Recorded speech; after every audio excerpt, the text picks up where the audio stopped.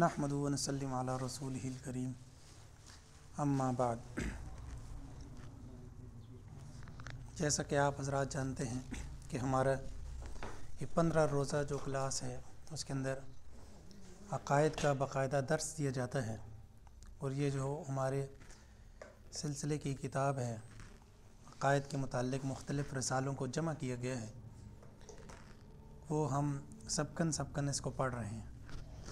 تو اس کے اندر بعض جو اصطلاحات عقائد کی کتابوں میں ذکر کی جاتی ہیں ان کا بیان ہو رہا تھا، تو تقریباً 6 جو ہیں 6 کی تعریفات ذکر کر دی گئیں، اور باقی جو ہے ان کی تعریفات آج ہم پڑھیں گے۔ اس میں 7 نمبر پر ہے خذلان۔ خذلان توفیق کی ضد ہے۔ پیچھے ہم نے توفیق کی تعریف پڑھی ہے اور اس کی ساری تشریح اور مکمل کی ہے، تو اس کے جو مخالف چیز ہے خذلان اس کو کہتے ہیں، یعنی ایک توفیق ہے اور اس کے جو مخالف عدم توفیق کو خذلان کہتے ہیں یا محرومی کہہ دیں۔ ہر گروہ نے توفیق کی جو تعریف کی ہے اس کا عکس جو ہے خذلان قرار دیا گیا۔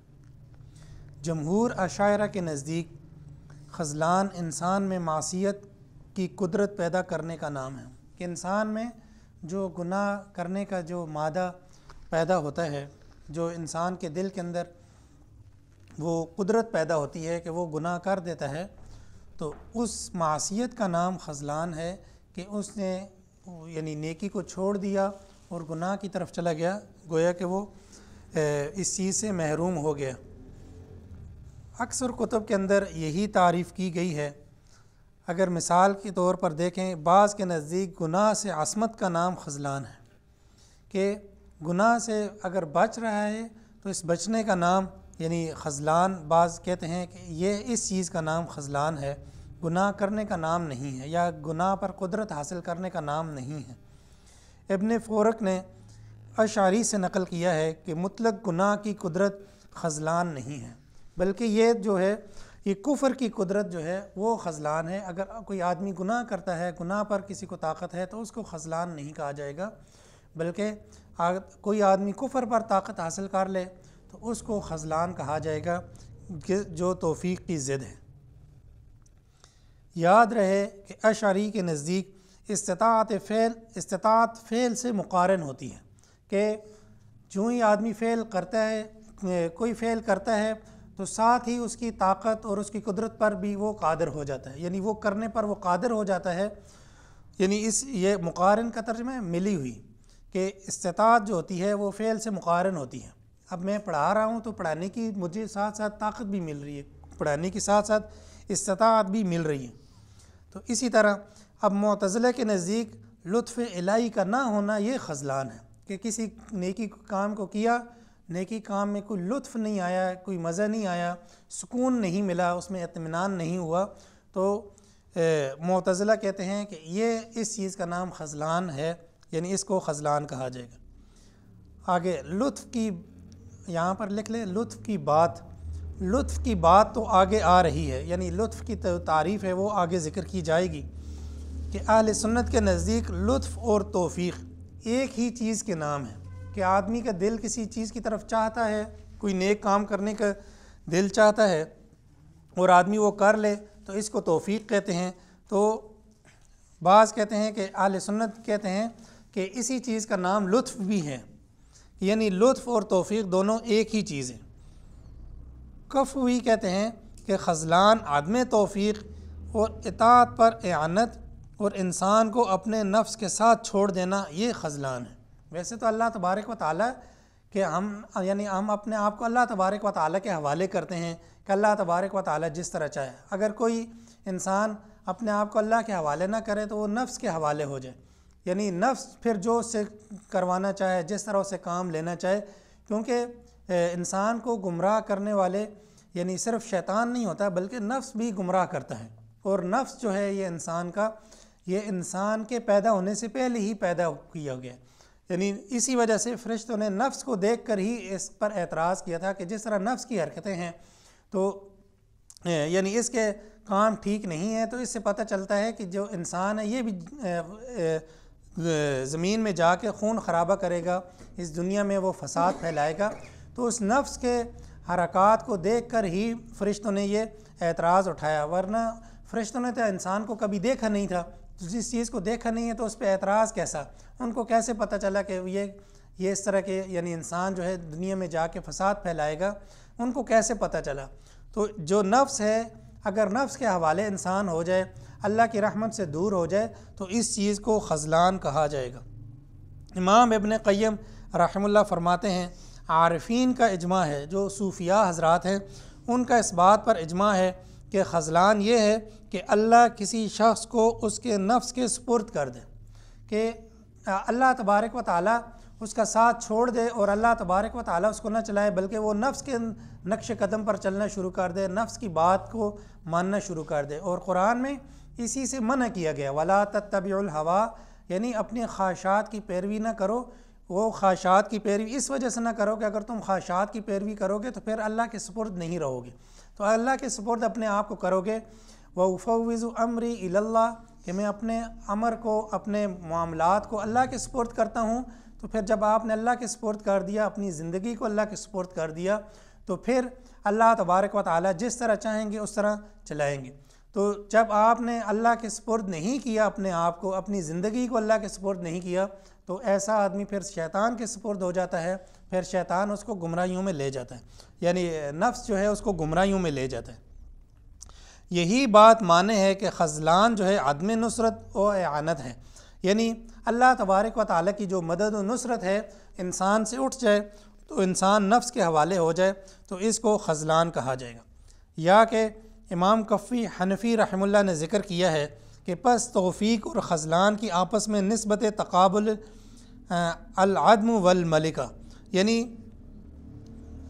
کسی چیز پر قدرت کا ہونا یا نہ ہونا، یعنی اس کے مطابق ہے کہ کوئی آدمی نیکی کا کام کر لیتا ہے تو اس کو توفیق کہا جائے گا، اگر وہ کام سے محروم رہتا ہے، وہ کام نہیں کرتا، گناہ کی طرف چلا جاتا ہے، تو پھر اس کو خذلان کہا جائے گا۔ خذلان سلبی ہے، توفیق اللہ کا فضل ہے، یعنی یہ خذلان یعنی یہ ایک منفی سوچ ہے اور یہ منفی رویہ ہے جو انسان کے اندر پیدا ہوتا ہے، اور جو توفیق ہے یہ مثبت چیز ہے، یہ اللہ کا فضل ہے۔ جہاں پر انسان کو توفیق ملے تو اس کو اللہ کا فضل سمجھے، اور جہاں پر خذلان کا سامنا کرے، یعنی اس کو منفی خیالات آنا شروع ہو جائے ایسے معاملات میں جو نیکی کے ہیں، یا ایسے معاملات میں جو صحیح معاملات ہیں اور اس میں وہ منفی سوچیں اس کے دماغ میں آ جائیں، تو اس کا مطلب یہ ہے کہ وہ خذلان کی طرف جا رہا ہے، تو پھر اس طرف اس نے نہیں جانا، پھر اس نے توفیق کی طرف جانا ہے جو اللہ کا فضل ہے۔ اور خذلان اللہ کا عدل، توفیق نیکی پر احسان کی اعانت، انسان کی اعانت ہے، یعنی توفیق نیکی پر انسان کی اعانت ہے۔ تو یہ سمجھ آ گئی بات۔ اور خذلان جو ہے عدم اعانت، ولا حول ولا قوت الا باللہ، یعنی مدد و نصرت کا نہ ہونا اور مدد و نصرت کا مل جانا۔ اللہ تبارک و تعالیٰ کی مدد و نصرت مل جائے تو یہ توفیق کہا جائے گا اس کو، اور اگر آدمی اس مدد سے محروم رہے تو یہ اس کو خذلان کہا جائے گا۔ آگے ہے جارحہ۔ جارحہ اعلیٰ اکتساب کو کہتے ہیں۔ اکتساب یعنی کسی چیز کا حاصل کر لینا، تو جس چیز کے ذریعے ہم کوئی چیز حاصل کرتے ہیں تو اس کو اعلیٰ اکتساب کہا جاتا ہے۔ جس طرح ہم سنتے ہیں تو سننا یہ اعلیٰ اکتساب ہے، اسی طرح ہم کسی ہاتھ سے کسی چیز کو چھوتے ہیں، جس طرح اعضاء و جوارح کہا جاتا ہے، تو اسی سے ہمیں چیز کا علم ہو جاتا ہے کہ میرے ہاتھ میں یہ فلاں چیز ہے۔ ہم کسی چیز کو دیکھتے ہیں، سونگھتے ہیں، تو یہ سارے اعضاء جوارح جن کو کہا جاتا ہے، تو جارحہ یہ جوارح کی واحد ہے۔ شکاری کتوں اور شکاری باز کو بھی جوارح کہا جاتا ہے، کہ انسان کے ہاتھ، پاؤں، زبان وغیرہ بھی جوارح ہیں، یعنی اس کو بھی جو شکاری کتے ہوتے ہیں یا شکاری باز ہے اس کو بھی جوارح کہا جائے گا۔ جارح یہ جرح سے بھی ہے، اور جرح کہتے ہیں زخم لگانے والے، تو ان کو تعلیم اس طرح دی جاتی ہے، اس باز کو یا کتے کو اس طرح کی تعلیم دی جاتی ہے جو شکاری کتا ہوتا ہے، کہ وہ جا کر اس شکار کو کھائے گا نہیں، بلکہ صرف اس کو زخمی کرے گا اور زخمی کر کے مالک تک لائے گا۔ تو یہ مسائل میں آپ سیکھیں گے کہ وہ کس طرح یعنی کون سی چیز پھر کھانی ٹھیک ہے، کتنا اس نے اگر کھا لیا تو اس کا کیا حکم ہے، وہ انشاءاللہ آپ مسائل میں سیکھیں گے۔ تو بہرحال ان کو بھی جوارح کہا جائے گا، اور انسان کے جو ہاتھ پاؤں زبان وغیرہ ہیں ان کو بھی جوارح کہا جاتا ہے۔ علم کلام یعنی جو عقائد کی تعلیم ہوتی ہے، علم کلام میں اس کی بحث اثبات صفات کے ضمن میں آتی ہے۔ اہل سنت جب یہ کہتے ہیں کہ اللہ کا ہاتھ، چہرہ وغیرہ جیسے قرآن و حدیث سے ثابت ہے، تو مخالفین کہتے ہیں اس سے یہ لازم آیا کہ اللہ کے بھی جوارح ہیں۔ ٹھیک ہے، یہ ہم پڑھ چکے ہیں، یعنی اعلیٰ اکتساب ہے۔ اللہ تبارک و تعالیٰ کے پاس بھی اعلیٰ اکتساب ہے، جس سے اللہ تبارک و تعالیٰ پڑھتا ہے وغیرہ، یا اللہ کو اس سے واسطہ پڑھتا ہے یا اللہ اس سے پڑھتا ہے، واسطہ پڑھتا ہے، یہ صحیح جملہ ہے وغیرہ۔ اس سے تو تشبیہ اور احتیاج لازم آیا۔ اس کے جواب میں سلف یہ کہتے ہیں، جو سلف صالحین ہے وہ یہ کہتے ہیں کہ جارحہ کا جو لفظ ہے قرآن و حدیث سے ثابت نہیں ہے، اس لیے ہم اس کا اثبات نہیں کرتے، اور نہ ہی لفظ یہ بولنا جائز سمجھتے ہیں۔ وہ کہتے ہیں کہ بس اس کا استعمال جو ہے یہ ٹھیک ہی نہیں ہے، اس کا استعمال علم کلام کے اندر کرنا ہی نہیں چاہیے۔ آگے ہے زندقہ۔ زندقہ زندیق کے جمع ہے، اور بعض اہل علم کے نزدیک نفاق کے مترادف ہے، یعنی جو منافق ہے اور زندیق یہ دونوں ایک ہی ہیں، دونوں پر ایک ہی تعریف صادق آتی ہے۔ اور منافق کس کو کہا جائے گا؟ کہ جو ظاہری طور پر تو مسلمان ہو لیکن دل سے مسلمان نہ ہو۔ تو یہ آپ صلی اللہ علیہ وسلم کے دور میں جو نفاق ہوتا تھا تو وہ کفر سمجھا جاتا تھا اس وقت، کیونکہ آپ صلی اللہ علیہ وسلم کو اطلاع کر دی جاتی تھی کہ فلاں آدمی منافق ہے، تو لہٰذا وہ کافر ہی شمار ہوگا۔ تو آپ صلی اللہ علیہ وسلم کے بعد کسی آدمی کے حال کسی پر نہیں کھلتے، تو لہٰذا کسی پر منافق کا حکم لگانا یہ جائز نہیں ہے، یا کسی کے آدمی دیکھ لے کہ اس کے اندر یہ علامات ڈھونڈنا شروع کر دے اور کہے کہ ہاں یہ منافق ہے، جس طرح عام لوگ ہم کہہ دیتے ہیں، تو اس طرح کہنا کسی کو یا کسی پر منافق کا حکم لگانا یہ بہت سخت گناہ ہے، ایسے منافق کا حکم نہیں لگا سکتے۔ آپ صلی اللہ علیہ وسلم نے جو لگایا ہے تو آپ صلی اللہ علیہ وسلم کو بذریعہ وہی بتلا دیا گیا تھا کہ فلاں فلاں جو ہے وہ ظاہری طور پر تو مسلمان ہیں لیکن وہ دل سے مسلمان نہیں ہیں، تو لہٰذا ان کا جو حکم تھا وہ کفر ہی کا تھا۔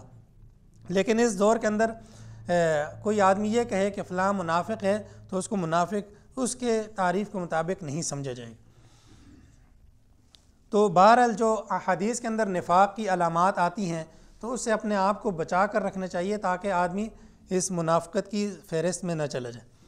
بعض اہل علم کے نزدیک نفاق کے یہ مترادف ہے زندقہ بھی، بعض کے نزدیک یہ الحاد کا قائل ہونا یہ زندقہ ہے۔ الحاد کس کو کہتے ہیں؟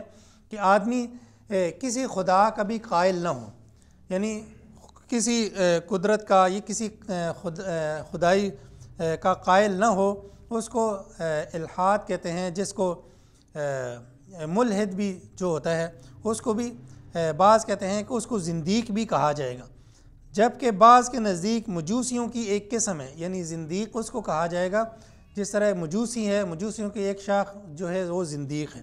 مجوسی کہتے ہیں جو آگ کے پجاری ہیں۔ جمہور اس کو نفاق کے معنی میں ہی استعمال کرتے ہیں، یعنی کہ زندیق اور منافق جو ہیں وہ ایک ہی تعریف میں ہیں۔ بعض اوقات اسلام کے بنیادی عقائد میں رخ نہ ڈالنے والے کو بھی زندیق کہا جائے گا، کہ اسلام کے جو بنیادی ارکان، بنیادی جو عقائد ہیں، جس طرح نماز کے بارے میں کسی کو وسوسے ڈال دینا کہ یہ نماز اس طرح نہیں ہے، یہ نماز اس طرح ہے، یا اور ختم نبوت کے حوالے سے، یا قرآن کے حوالے سے، یا اور کسی بھی ایسے فعل کے حوالے سے، اس ایسے بنیادی عقائد کے حوالے سے اگر کوئی آدمی کسی کو پھسلانے کی کوشش کرتا ہے، وسوسہ ڈالنے کی کوشش کرتا ہے، تو ایسے آدمی کو بھی زندیق کہا جائے گا۔ تو آپ خود دیکھ لیں کہ کتنے لوگ یعنی جو اسلام کے بارے میں اور اسلام کے عقائد کے متعلق بات کرتے ہیں اور لوگوں کو گمراہ کرنے کی کوشش کرتے ہیں، کتنے لوگ اس دور میں کے اندر موجود ہیں۔ آگے ہے ظلم، 10 نمبر پر ہے ظلم۔ عقائد میں اختلاف بہت سارے الفاظ کی توضیح و تعریف میں بھی اختلاف پیدا کرتا ہے۔ کہ بعض اوقات عقائد میں اختلاف ہوتا ہے، لیکن عقائد کے اختلاف کی وجہ سے جو اس کی تعریفات ہیں، جو ہم نے اصطلاحات پڑھی ہیں، تو اس میں بھی اختلاف سامنے آتا ہے. جس طرح زندیق ہو گیا، خذلان ہو گیا، یا توفیق کی تعریف کے اندر جو اختلاف ہے، تو وہ عقائد کے اختلاف کی وجہ سے تعریفات میں اختلاف ہوتا ہے. ظلم بھی ان الفاظ میں سے ہے جو اس ظلم کا شکار ہوا اس کی بھی غلط تعینات کی گئیں. اہل سنت جو اس مسئلے میں اس کے موافق ہیں، ان کے علاوہ سب نے اس کی تعریف میں ٹھوکر کھائی ہے. غیر کی ملکیت میں تصرف کرنے کا نام ظلم ہے، کہ ایک چیز یعنی وہ آپ کی ملک میں نہیں ہے لیکن آپ اس میں تصرف کرتے ہیں. تصرف کا مطلب یہ ہے کہ آپ نے اس چیز کا استعمال کر لیا، اس کی اجازت نہیں لی، یا آپ نے اس چیز کو بیچ دیا، یا آپ نے اس چیز کو نقصان پہنچایا جو آپ کی ملک میں نہیں تھی، تو اس چیز کو ظلم کہا جائے گا. جمہور اشاعرہ کا یہی موقف ہے. بعض نے منع کیا ہے اور تصرف کی شرط کا اضافہ کیا ہے. جس نے اضافہ نہیں کیا اس کے لیے اس اضافے کی بنا کوئی چارہ نہیں، کیونکہ باجازت کسی کی ملکیت میں تصرف کرنے والے کو کوئی بھی ظلم نہیں کہتا. سلیمان بن خلف باجی والے نے ظلم کی تعریف یہ کی ہے کہ ظلم تعدی کو کہتے ہیں، یعنی کوئی بھی فعل اس میں آپ کوئی زیادتی کرتے ہیں تو زیادتی کو یعنی جو تعدی کی جاتی ہے، جو زیادتی کی جاتی ہے، اس کو ظلم کہا جائے گا. جیسے کسی بھی فعل میں کہ آپ اس کے اندر غلو کا شکار ہو جاتے ہیں تو آپ ظالم کہلائیں گے. جس طرح اگر کوئی آدمی نماز پڑھ رہا ہے، اب نماز کے لیے ہمیں فجر کی 2 رکعتیں ہیں، تو اب 2 رکعتیں ہی ہم نے پڑھنی. اگر ہم اس سے تعدی کریں، اس سے زیادتی کر لیں، تو وہ نماز بھی نہیں ہوگی اور یہ الٹا ظلم بھی ہو جائے گا. تو کسی بھی چیز کے اندر ہم تعدی کریں تو وہ ظلم کہلائے گا. مثال کے طور پر اگر کسی نے کسی کو مارا ہے تو اب اس کے مطابق ہی اس کو اس سے یعنی اتنا ہی اس پر وہ مار سکتا ہے جتنا اس نے مارا ہے. اگر اس نے زیادہ مارا، اس نے زیادتی کی، یعنی اس کے اندر اس نے کم مارا اور اس نے زیادہ مار دیا، تو اس کے اندر بھی یہ تعدی کہلائے گا. اس کو بھی ظلم کہا، اسی لیے یہ معاشرے میں بھی اس کو ظلم کہا جائے گا. اس کا معنی یہ ہے کہ مکلف کو حکم دیا جائے کہ وہ حکم عدولی کرے. اس اعتبار سے غیر معمور کو ظلم سے متصف نہیں کیا جا سکتا. بعض کے نزدیک شرع کی حد سے تجاوز کرنے کا نام ظلم ہے، کہ جو آدمی شریعت سے ہٹ کر کوئی کام کرے گا اس کو ظالم کہا جائے گا. بعض کے نزدیک حق سے باطل کی طرف تجاوز کرنا یہ ظلم کہلاتا ہے، کہ آپ کو ایک بات حق ملی ہے اور دوسری طرف آپ کو ناحق بات مل رہی ہے، تو آپ حق بات کو لے لیتے ہیں تو آپ ٹھیک ہیں. اگر آپ حق کو چھوڑ کر دوسری طرف چلے جاتے ہیں، ناحق کی طرف چلے جاتے ہیں، تو اس جانے کو بھی ظلم کہا جائے گا. اسی طرح بعض کے نزدیک جس کی اطاعت واجب ہو اس کی نافرمانی یہ بھی ظلم کہلاتی ہے. جس طرح کہ کوئی آدمی امیر مقرر ہو جائے یا کوئی حکمران مقرر ہو جائے، تو اب اس کی اطاعت فرض ہے. کہ کوئی بھی امیر مقرر ہو جائے اس کی اطاعت فرض ہے، واجب ہے. تو اگر کوئی آدمی اس کی نافرمانی کرے یا اس کی بات کو نہ مانے یا اس کے حکم کو کوئی اہمیت نہ دے تو یہ آدمی بھی ظالم کہلاتا ہے. جیسا ابن تیمیہ رحمہ اللہ نے قاضی ابو یعلا سے نقل کیا ہے اور الاضافہ لابی الحسن السندی میں مذکور ہے کہ معتزلہ کے نزدیک دفع اور استحقاق سے خالی فعل یہ ظلم کہلاتا ہے. ایک گروہ کے مطابق کسی بھی چیز کو غیر مناسب مقام پر رکھ دینا یہ ظلم کہلاتا ہے. یہی راجح تعریف ہے. اسی تعریف کو جمہور اہل سنت نے اختیار کی ہے کہ ایک چیز کو اپنی جگہ سے ہٹا کر دوسرے مقام پر رکھ دینا اس چیز کا نام ظلم ہے. جس طرح بھی پنکھے کی جگہ کون سی ہے؟ چھت ہے. تو اگر ہم دیوار پہ اس طرح لگا دیں، زمین پہ لگا دیں، تو یہ اس کے مقام نہیں ہے. تو اگر کوئی آدمی اس طرح فعل کرتا ہے، یعنی ایک چیز کو اپنی جگہ سے ہٹا کر دوسری جگہ رکھتا ہے، تو یہ ظلم کہلاتا ہے. یعنی اس فعل کا نام ظلم ہے. تو ظلم جو ہم سمجھتے ہیں کہ صرف مار کٹائی کا نام ظلم ہے، تو صرف مار کٹائی کا نام ظلم نہیں ہے. اسی وجہ سے غیر اللہ کی جو عبادت کی جاتی ہے، جو شرک ہے، اس کو ظلم اسی وجہ سے کہا جاتا ہے کہ ہم اللہ کا جو حق ہے، جو اللہ کے سامنے ہمیں رکھنا چاہیے، وہ ہم اللہ کے سامنے سے اٹھا کے غیر اللہ کے سامنے رکھ دیتے ہیں۔ تو اسی وجہ سے شرک کو ظلم قرار دیا گیا، اور بلکہ ظلم عظیم قرار دیا گیا۔ شرک سب سے بڑا ظلم ہے، ان الشرک لظلم عظیم۔ تو وہ اسی تعریف کی وجہ سے ہے کہ ہم اللہ کا جو حق ہے وہ اس کو جو اللہ کی عبادت کرنی ہے اس کو غیر اللہ کے لیے کر دیتے ہیں، غیر اللہ کے خالص کر دیتے ہیں، اس لیے وجہ سے شرک کو ظلم کہا گیا۔ اس کے بعد ہے عرض 11 نمبر پر۔ کفی کے نزدیک عرض کی راجح تعریف یہ ہے کہ عرض وہ وجود ہے جس کا دو زمانے میں باقی رہنا متصور نہیں ہو سکتا، کہ وہ ایک زمانے میں پائے جائے اور دوسرے زمانے کے اندر موجود نہ ہو۔ ہمارے نزدیک یہ عرض کی کمزور ترین تعریفات میں، عرض کہتے ہیں جوہر کو، کوئی ذات کو، کسی چیز کو یعنی عرض کہا جائے گا، کیونکہ عرض کا دو زمانے میں باقی نہ رہنا ہی قابل تسلیم نہیں ہے۔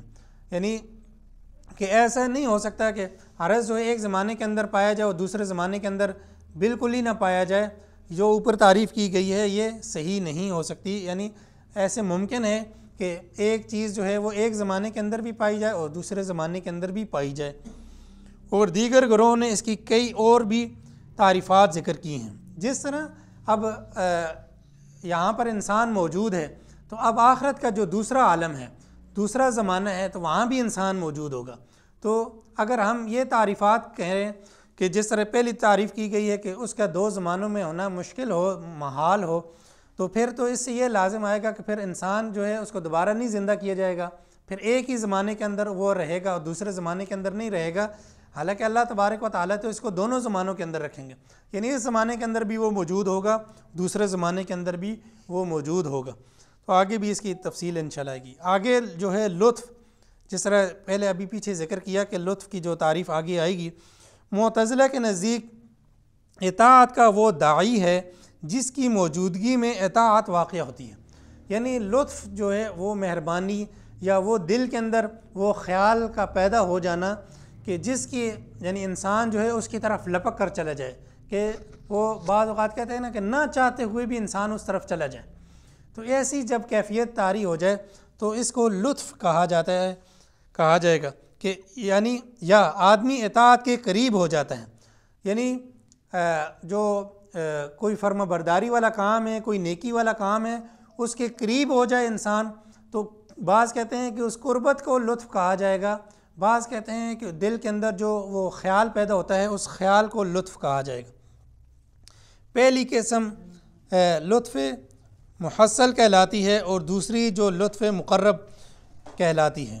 بعض اشاعرہ کے نزدیک اطاعت کی قدرت کا نام جو ہے وہ لطف ہے۔ اہل سنت کے نزدیک لطف بھی توفیق ہی ہے۔ جس طرح توفیق جو ہے، توفیق کی ہم نے تعریف اور تفصیل پڑھی ہے، تو اہل سنت کہتے ہیں لطف جو ہے یہ اس توفیق کا ہی نام ہے۔ یہ اللہ کا نیکی پر مدد کرنا اور گناہ سے روکنے پر مدد کرنا، یہ یعنی جو اللہ تبارک و تعالیٰ کی طرف سے مدد ہوتی ہے، یہ اللہ پر واجب نہیں بلکہ اللہ تبارک و تعالیٰ کا یہ فضل اور احسان ہے کہ انسان کو وہ کسی نیکی پر قدرت دے دے اور گناہ سے بچنے کی توفیق دے دے۔ انسان کے اندر اتنی ہمت نہیں ہے کہ وہ خود نیکی کر سکے، اور انسان کے اندر یہ بھی ہمت نہیں ہے کہ وہ گناہ سے بچ سکے۔ اگر وہ نیکی کر رہا ہے، نیکی کی طرف جا رہا ہے تو اللہ کے فضل و کرم سے جا رہا ہے، اور اگر وہ گناہ سے بچ رہا ہے تو اللہ کے فضل و کرم سے بچ رہا ہے۔ آگے ہے مجاز۔ جس معنی کے لیے لفظ وضع کیا گیا ہو اس معنی کے بجائے کسی مناسبت و قرینے کی وجہ سے دوسرے معنی اس سے مراد لیا جائے، جیسے شیر کو بہادر کے معنی میں لیا جاتا ہے کہ ویسے تو شیر جو ہے وہ درندہ ہے۔ اب ہم کسی کو یوں کہیں کہ فلاں جو ہے وہ تو شیر ہے، ٹھیک ہے، تو اب اس کی جو شیر کے اندر جو مشہور صفت ہے وہ بہادری ہے، تو گویا ہر انسان یہ سن کر یہ سمجھ جاتا ہے کہ اس سے مراد بہادری ہی مراد لے رہا ہے۔ یعنی یہ مراد نہیں ہوگی کہ فلاں کو شیر کہا تو اب یہ نہیں کہ وہ کوئی درندہ ہے یا اس طرح وہ جانور ہے، جانور مراد نہیں لیا جائے گا۔ اب شعر جو ہے یہ لفظ تو بولا تو ایسے جاتا ہے جانور کے لیے، لیکن اگر کسی آدمی کے لیے بولا جائے کہ میرا بیٹا تو بڑا شاعر ہے، فلاں تو بڑا شاعر ہے، ٹھیک ہے، تو یہ بہادری کے معنی میں مراد لیا جائے گا۔ یعنی لفظ وضع جو کیا گیا ہے وہ تو جانور کے لیے وضع کیا گیا ہے، وہ ایک درندے کے لیے وضع کیا گیا ہے، لیکن ہم درندے سے ہٹا کر اس جانور کی ایک صفت کو لے کر اس ایک بندے کے لیے اس لفظ کا استعمال کریں تو اس کو مجاز کہا جائے گا۔ مجاز کے آگے قسمیں ہیں، متعدد اس کی قسمیں۔ ایک قسم اس کی یہ ہے کہ بعض علماء لغت مجاز کے قائل نہیں، جیسا کہ شیخ الاسلام علامہ ابن تیمیہ اور ابن القیم اور دیگر علماء ہیں، اور بعض کے نزدیک قرآن میں مجاز کے قائل نہیں، یعنی قرآن میں کوئی لفظ ہے تو اس کا مجازی معنی مراد نہیں لیا جائے گا، لیکن لغت عرب میں مجاز کو تسلیم یعنی قرآن میں جو لفظ استعمال ہوا ہے تو اس سے مجازی معنی مراد نہیں ہوگا، لیکن لغت عرب کے اندر جو مجازی لفظ استعمال ہوتا ہے تو اس سے مجاز مراد لیا جائے گا۔ اس کی میں مثال دیتا ہوں، جیسے شیخ امین شنقیطی رحمہ اللہ، یعنی یہ ان علماء میں سے ہیں، جیسے مجازی معنی کس طرح مراد نہیں لیا جائے گا کہ جس طرح اب اللہ تبارک و تعالیٰ کا ہاتھ ہے، تو اب مجازی معنی کیا ہے کہ ہم اس سے اللہ تبارک و تعالیٰ کی قدرت مراد لیں، اللہ تبارک و تعالیٰ کا ہاتھ مراد نہ لیں۔ لیکن جو کہتے ہیں کہ قرآن میں مجاز نہیں چلے گا تو وہ کہتے ہیں اس سے ایسا ہی ہاتھ مراد ہے جس طرح ہمارا یہ ہاتھ مراد ہے، ٹھیک ہے، وہ کہتے ہیں جو حقیقی معنی ہے اس سے مراد وہی ہوگا، مجازی معنی مراد نہیں ہوگا، لیکن ہم قرآن میں مجاز کے قائل ہیں تو ہم اس سے مجازی معنی مراد لیں گے کہ اس سے مراد اللہ تبارک و تعالیٰ کی قدرت ہے، یعنی اللہ کا اس طرح ہاتھ مراد نہیں۔ اور بعض علماء قرآن سمیت لغت عرب میں مجاز کے قائل ہیں، ہمارے نزدیک بھی یہی راجح ہے۔ امام بخاری رحمہ اللہ بھی مجاز کے قائل ہیں، شیخ الاسلام اور ان کے متبعین کی بات کمزور ہے۔ شیخ شنقیطی رحمہ اللہ مجاز کو عربی کا ایک اسلوب کہتے ہیں، اگر یعنی یہ ایک عربی کا ایک وہ اصطلاح ہے، عربی کا ایک طریقہ کار ہے کہ اس طرح یہ محاوروں میں مجازی معنی میں استعمال کیا جاتا ہے۔ لفظ کا استعمال حقیقی معنی سے زیادہ مجازی معنی میں ہوتا ہو، پھر بھی بغیر قرینہ کے اس کو مجازی معنی میں استعمال کرنا یہ درست نہیں سمجھتے۔ وہ بات وہی ہے کہ اہل سنت کا جو موقف میں نے ذکر کر دیا کہ مجاز جو ہے جہاں پر مجازی معنی مراد لیا جائے گا تو وہ مجازی معنی مراد لیا جا سکتا ہے، چاہے وہ لغت ہو چاہے وہ قرآن ہو، وہاں پر مجازی معنی مراد لیا جائے گا، یہی اہل سنت کا موقف ہے۔ آگے ہے نعت۔ نعت کئی علماء کے نزدیک صفت کا مترادف ہے۔ نعت جو ہے کسی چیز کی صفت کا بیان کر دینا، اس کو نعت کہا جائے گا۔ ابن قیم کا یہی موقف ہے۔ بعض کے نزدیک نعت وہ صفت ہے جو متغیر نہیں ہوتی، کہ جس طرح اب ایک صفت ہے کسی کے اندر تو بعض اوقات وہ صفت اس سے خالی یعنی اس کے اندر وہ صفت نہیں بھی پائی جاتی۔ ایسے بھی ہوتا ہے کہ ایک آدمی پہلے ایماندار ہے، پہلے اس کے اندر وہ سچا تھا، اچھی صفت اس کے اندر موجود تھی، اور بعد کے اندر وہ اس نے جھوٹ بولنا شروع کر دیا اور اس سے وہ صادق کی جو صفت تھی وہ ختم ہو گئی۔ یعنی اگر یہ صفت ہمیشہ رہے اس کے اندر، جس طرح آپ صلی اللہ علیہ وسلم کی جو صفات ہیں وہ آپ صلی اللہ علیہ وسلم میں شروع سے ہیں اور ہمیشہ کی ہیں، تو اسی وجہ سے آپ کی جو صفات ہیں جو ذکر کی جاتی ہیں تو اس وجہ سے ان کو نعت کہا جاتا ہے۔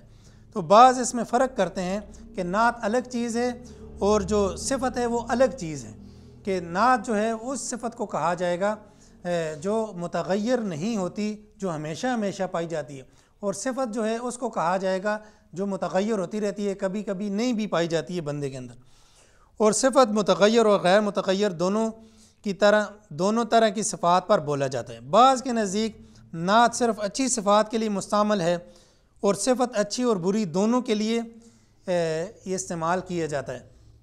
یعنی بعض ایک تو یہ فرق میں نے ذکر کیا کہ جو صفت اس بندے کے اندر ہمیشہ کے لیے پائی جائے تو اگر ان صفات کا ذکر کیا جائے تو اس کو نعت کہا جائے گا، اگر وہ ایسی صفت ہے کہ کبھی کبھار پائی جاتی ہے تو اس کو صفت سے تعبیر کیا جائے گا۔ بعض اس میں ایک اور فرق بھی ذکر کرتے ہیں کہ اگر اچھی صفات کے لیے کسی کا ذکر کیا جا رہا ہے، کسی کی اچھی صفات کا ذکر کیا جا رہا ہے تو اس کو ہم نعت کہیں گے. اگر کسی کی اچھی صفات اور بری صفات دونوں کا ذکر کیا جا رہا ہے تو اس کو ہم صفات کہیں گے، اس کو نعت نہیں کہیں گے. آگے ایک نوٹ یہاں پر لکھا ہوا ہے کہ ماتریدیہ، اشاعرہ اور اہل حدیث جن کو سلفی کہا جاتا ہے، ان کے درمیان عقائد کے لحاظ سے 13 مسائل میں اختلاف ہے، وہ پھر آگے ذکر کیے جائیں گے. اور ماتریدیہ اور اشاعرہ کے درمیان 12 مسائل کے اندر اختلاف ہے، لیکن تاج الدین سبکی الکبیر الشافعی انہوں نے اور ملا علی قاری رحمہ اللہ نے ان کے آپس کے درمیان یہ اختلاف صرف نزاع لفظی ہے، یعنی صرف لفظ کا اختلاف ہے، باقی حقیقی کوئی ان کا اختلاف نہیں ہے. ورنہ اصل میں ماتریدیہ اور اشاعرہ کے درمیان کوئی اختلاف نہیں ہے، یعنی ماتریدیہ اور اشاعرہ جو ہیں وہ ایک ہی ہیں. آگے انشاءاللہ پھر جو فرقے ہیں مختلف جن کا ذکر کتاب کے اندر ذکر کیا جائے گا وہ انشاءاللہ اگلی کلاس کے اندر ذکر کیا جائے گا. وآخر دعوانا الحمدللہ رب العالمین.